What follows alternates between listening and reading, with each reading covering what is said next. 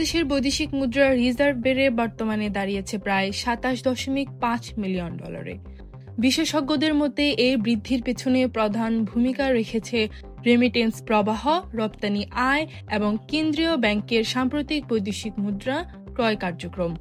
এই রিজার্ভ বৃদ্ধি দেশের অর্থনীতিতে ইতিবাচক প্রভাব ফেলতে পারে, বিশেষ করে মুদ্রা বাজারে স্থিতিশীলতা আনতে ও বিনিময় হার নিয়ন্ত্রণ রাখতে সহায়ক হবে বলে মনে করা হচ্ছে।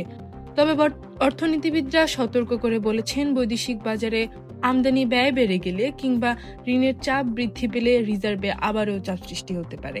তাই এখন প্রয়োজন রেমিটেন্স ও রপ্তানি খাতকে আরও শক্তিশালী করা এবং অর্থনৈতিক নীতিতে দীর্ঘমেয়াদী স্থিতিশীলতা নিশ্চিত করা, যাতে এই ইতিবাচক ধারা টেকসই হয় বাংলাদেশের অর্থনীতিতে। মাহজাবিন শিফা, নিউজ ডেস্ক, টিডিং বাংলা।